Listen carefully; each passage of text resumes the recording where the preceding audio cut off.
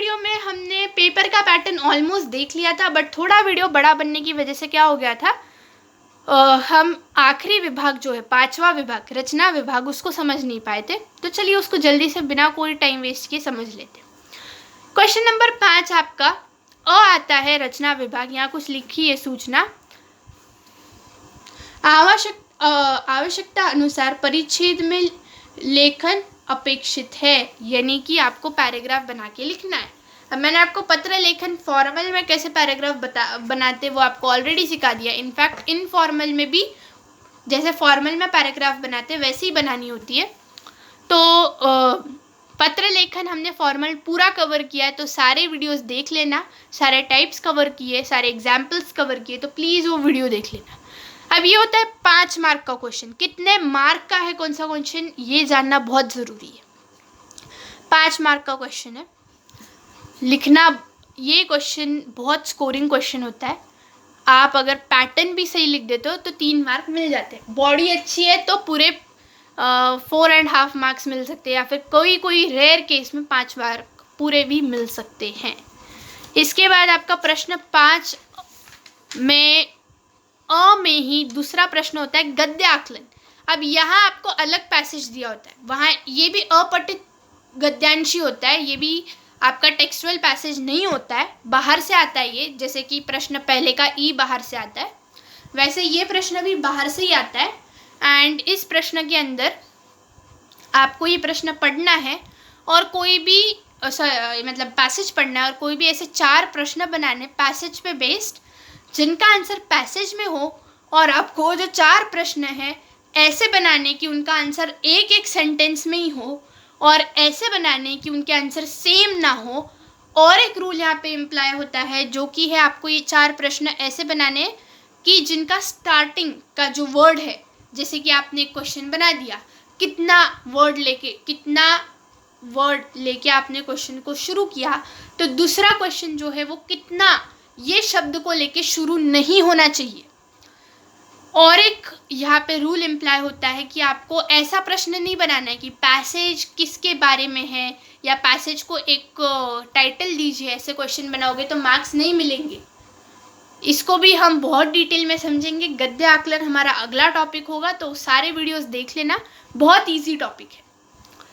फिर आपका प्रश्न 5 में आता है, जिसमें पहला क्वेश्चन होता है वृत्तांत लेखन, जिसको एक ऑप्शन दिया होता है कहानी लेखन। तो कहानी और वृत्तांत में से आपको कोई एक करना है। यहाँ देखो अथवा लिखा हुआ है, अथवा यानी कि और, तो आप वृत्तांत करो या कहानी, आपके ऊपर बेस करता है, बट मैं आपको प्रेफर करूँगी वृत्तांत लिखो, ज़्यादा ईजी होता है लिखना और ज़्यादा मार्क्स देने वाला होता है, और कहानी के कंपैरिजन में कम लिखना पड़ता है।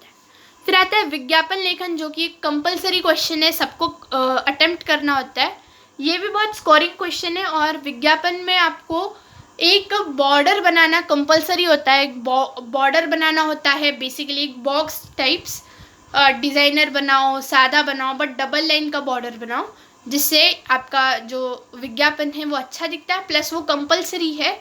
और एक बात, जो आप बॉर्डर बनाओगे आपके विज्ञापन के लिए, वो भी पेन से बनाना है। सारे राइटिंग स्किल्स सीखने वाले हैं तो चैनल को सब्सक्राइब कर लो।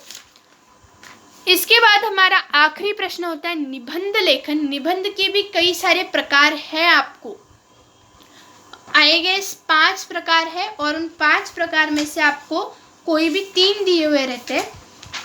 तो जो कोई भी 3 दिए रहते हैं वो आपको उसमें से कोई एक लिखना होता है, आपकी हिसाब से, आपके कंफर्ट के हिसाब से आप लिख सकते हो। अब आप देखोगे तो निबंध के कई सारे प्रकार हैं, जैसे कि वर्णनात्मक निबंध, चित्रात्मक निबंध, आत्मकथक निबंध, कल्पना प्रधान निबंध और विचार प्रधान निबंध। 5 प्रकार है, इसमें से कोई भी 3 पूछते हैं।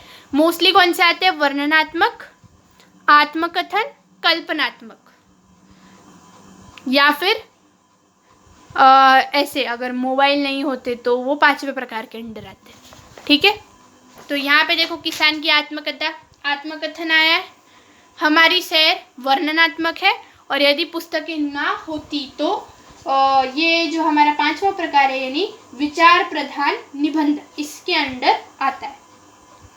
सॉरी, एक्चुअली थोड़ा सा कंफ्यूजन हो गया है, ये आएगा कल्पना प्रधान निबंध में, क्योंकि हम कल्पना कर रहे हैं ना, अगर पुस्तकें नहीं होती तो ये हमारी कल्पना है, यदि एग्ज़ाम नहीं होते तो ये भी हमारी कल्पना है, तो ये कल्पना प्रधान निबंध के अंदर आएगा। ओके, तो ये हमारा पेपर पैटर्न यहाँ पे कवर हो चुका है। इसका पिछला पार्ट देखना प्लीज़, उसके अंदर मोस्ट ऑफ द पेपर हमने कवर करा है, पेपर पैटर्न 4थे प्रश्न तक वो और 5वां प्रश्न भी अभी हमने कवर कर लिया। एक और इम्पॉर्टेंट बात, निबंध आप देखोगे 7 मार्क का है, तो कम से कम 3 पेज लिखने पड़ते हैं। बहुत फास्ट चाहिए राइटिंग स्पीड, बहुत फास्ट। आप पेपर पैटर्न देखोगे तो आपको समझेगा। और ये देख लो, विज्ञापन 5 मार्क के लिए है, वृत्तांत 5 मार्क के लिए आता है, गद्य आकलन 4 मार्क के लिए आता है। तो ये आपको पूरा पेपर का पैटर्न मैंने बता दिया है, पूरा पेपर में कितने मार्क के लिए कौन सा प्रश्न आता है वो भी बता दिया है। अब हम अगला जो वीडियो होगा उसमें दूसरा राइटिंग स्किल समझेंगे, और हम बहुत ही जल्द पत्र में अनौपचारिक पत्र भी समझेंगे। बट मैं आपको रिकमेंड करूँगी, औपचारिक पत्र ज़्यादा ईजी होता है लिखना, तो प्लीज़ आप वो प्रेफर करो ज़्यादा। बट आपको दोनों के साथ तैयार रहना चाहिए, क्योंकि कभी कभी ना औपचारिक में ऐसा अजीब अजीब से क्वेश्चन आ जाते हैं रेयर केसेस में, और अगर आपको लिखना ना आए या फिर आपको बिल्कुल जानकारी ना हो उस बारे में, तो आप अनौपचारिक भी लिख सकते हो। तो बेसिकली आपको सारे राइटिंग स्किल्स आने चाहिए, बट आपको आपका प्लस पॉइंट पता होता है, आपको कौन सा ज़्यादा अच्छे से लिखना आता है राइटिंग स्किल।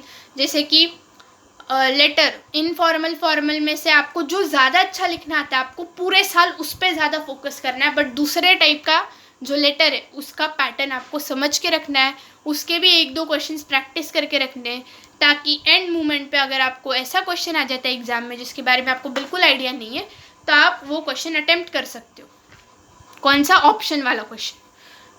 वैसे ही हमारा कहानी लेखन और वृत्तांत लेखन आपको जो ज़्यादा अच्छे से आता है उसकी आपको साल भर प्रैक्टिस करनी है। बट दूसरा वाला कैसे लिखते हैं, जैसे मुझे ज़्यादा अच्छे से आता था वृत्तांत में ज़्यादा साल भर मैंने वृत्तांत ही प्रैक्टिस करे, बट कहानी कैसे लिखी जाती है, कहानी में क्या क्या रूल्स है, वो सब भी मैंने जाना। कहानी के भी 1-2 एग्जाम्पल्स प्रैक्टिस करके रखे फॉर द एंड मोमेंट, अगर कुछ अजीब सा क्वेश्चन आ जाता है तो आपको always on a safer side रहना है। अब मैंने आपको काफ़ी कुछ बता दिया है, मैं आपसे नेक्स्ट वीडियो में मिलती हूँ एक नए राइटिंग स्किल के साथ। तो तब तक के लिए स्टे ट्यून्ड। इस वीडियो को लाइक करो, शेयर करो, कमेंट्स में बताना वीडियो हेल्पफुल था या नहीं, इसका पिछला पार्ट ज़रूर देखना, और हमारे चैनल को सब्सक्राइब कर लेना। Thanks for watching.